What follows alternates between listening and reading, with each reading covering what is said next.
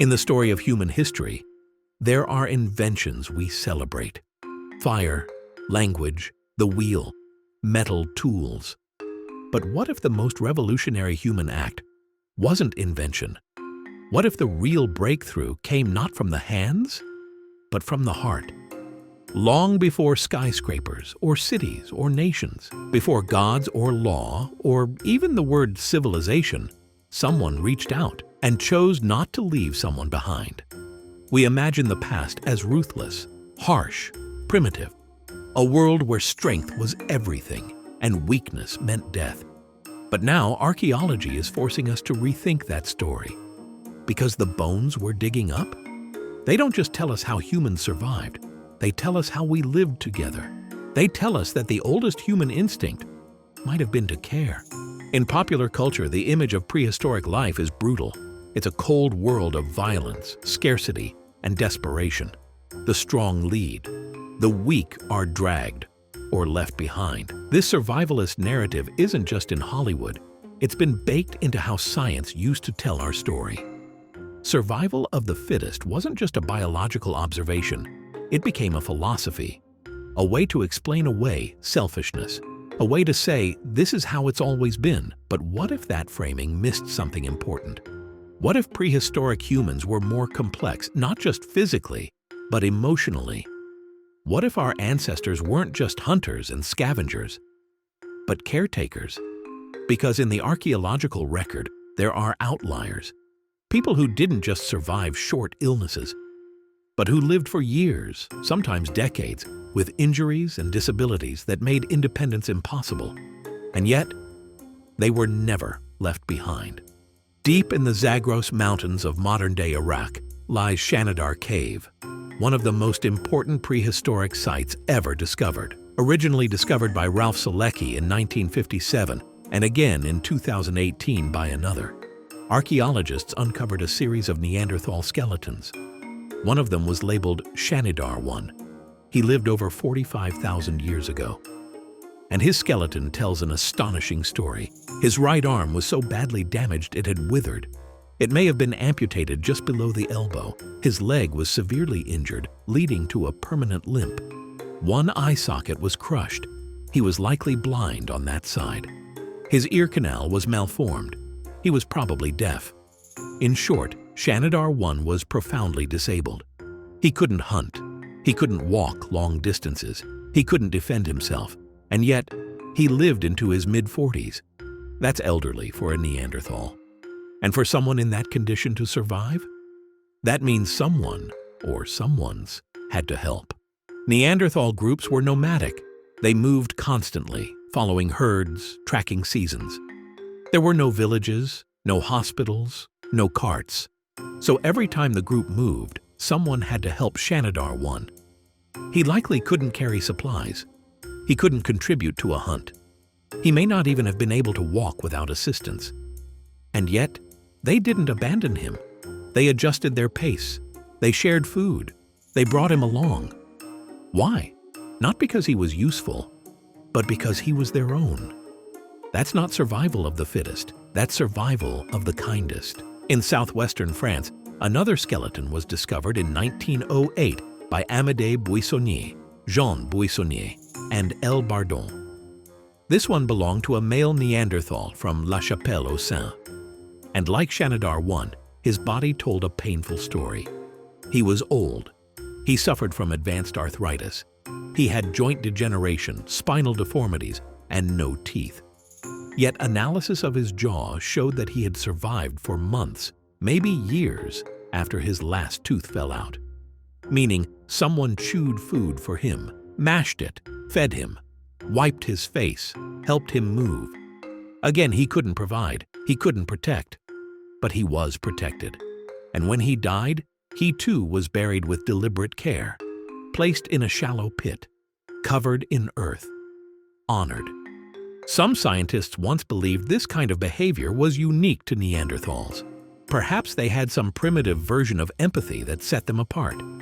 But now, we know, Homo sapiens, our species, was doing the same thing. In Israel, a child from 95,000 years ago was discovered with hydrocephalus, a condition where fluid builds in the causing severe swelling and neurological issues. This child survived to age 3, an almost impossible feat without consistent, careful support. In Italy, a man with severe dwarfism lived well into early adulthood. He was not just tolerated, he was included. Everywhere we look, we're seeing evidence that prehistoric humans didn't just abandon the disabled. They cared for them, repeatedly, across different continents, across different species. For decades, we could only speculate. We studied bones, guessed at trauma, pieced together ancient lives like broken pottery. But in the 21st century, we gained a new tool, ancient DNA. Now with this revolutionary science, we're not just guessing what conditions ancient people had, we're proving it.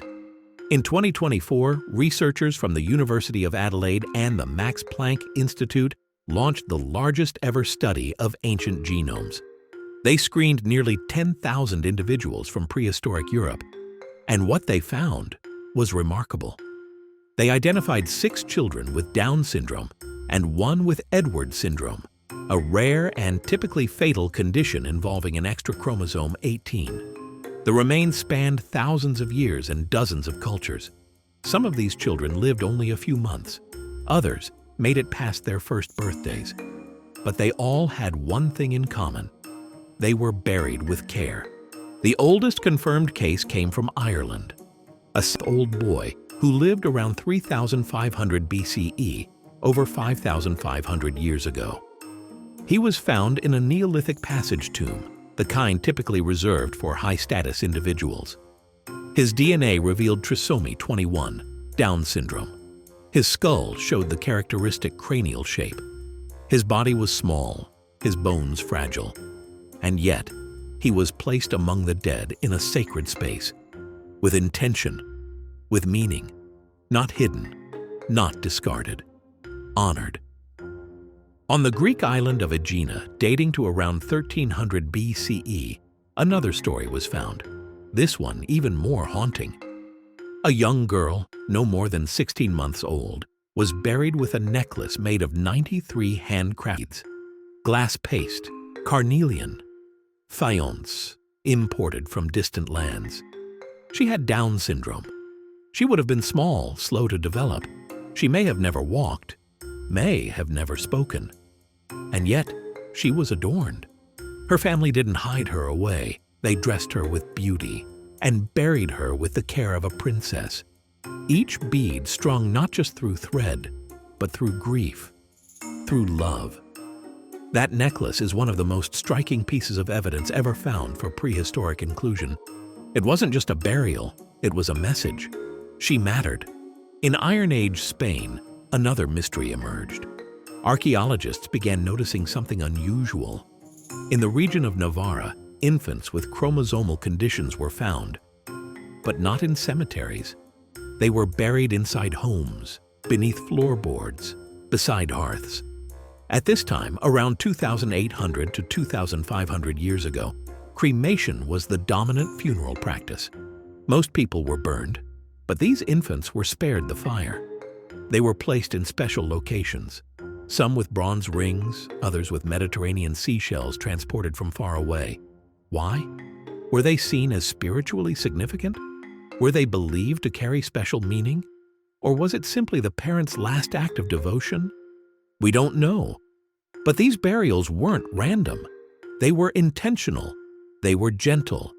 And they tell us something important. These children weren't just loved. They were honored. From Neanderthals in Iraq, to elders in France, to children in Ireland, Greece, and Spain. A picture begins to emerge. This isn't a one-off act of sympathy. It's not a cultural fluke. It's a pattern. Across thousands of years, across continents, across different human species. People took time, they gave food, they offered protection, they performed burials. All for individuals who could give nothing in return. And that tells us something massive. Compassion is not modern. It is ancient. This suggests something bigger. Some researchers now believe the key to our species' success wasn't sharper tools or larger brains. but deeper connections. We are a cooperative species. Our ability to bond, to empathize, to feel pain for others. That's what allowed us to build communities, to raise children, to survive long winters, and to care for those too weak to survive alone. Some anthropologists call this the social brain hypothesis.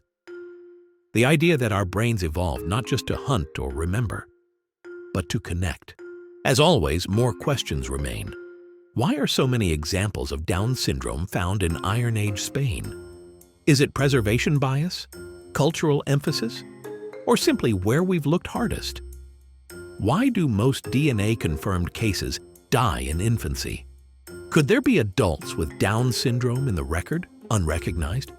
How did ancient nomads care for the profoundly disabled over years of migration? Did they build social roles around caretaking? Could these burials represent spiritual? Were these children seen not as burdens, but as gifts? Science can't answer these yet, but the bones are whispering, and we're learning to listen. These ancient discoveries aren't just academic curiosities. They challenge our assumptions, not just about the past, but about ourselves. They ask, what does it mean to be human? Is it language? Is it tools? Is it fire? Or is it something harder to define? Something rooted in empathy? When we see a child with Down syndrome being buried with rare beads, when we find an elder who was fed and carried for years, when we realize that early humans chose to protect the vulnerable, we're forced to admit humanity is not just about strength, it's about care. So the next time someone tells you that compassion is weakness, tell them about Shanidar. Tell them about the girl in Greece.